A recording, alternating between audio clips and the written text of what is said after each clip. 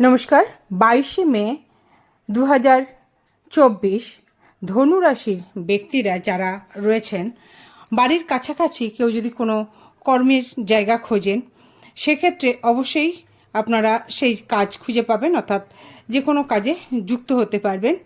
যারা ব্যবসায়ী রয়েছেন তাদের জন্য অবশ্যই সময়টি ভীষণ ভালো। ভাই বোনের সাথে সুসম্পর্ক থাকবে, বা তৃতীয় কোনো ব্যক্তির যদি আপনাদের কোনো হেল্প দরকার পড়ে সেখান থেকে অবশ্যই কোনো সাহায্য আপনারা পাবেন। আর কেউ যদি কাছাকাছি কোনো জায়গায় ঘুরতে বেড়াতে যেতে চান, অবশ্যই যেতে পারবেন, তবে বাড়িতে ঝগড়া অশান্তি হওয়ার সম্ভাবনাও আছে। আর যারা গ্রোসারির ব্যবসা করেন সেক্ষেত্রে তাদের কিন্তু সময়টি খুব ভালো। আর ধনুরাশির ব্যক্তিদের কিন্তু মাথাটা একটু ঠান্ডা করে রাখাই ভালো, অর্থাৎ সবসময় বুঝে কথা বলা বা চলা ভালো। তাতে বাড়িতে সুসম্পর্ক থাকবে, নাহলে ঝগড়া অশান্তি বৃদ্ধি পাবে।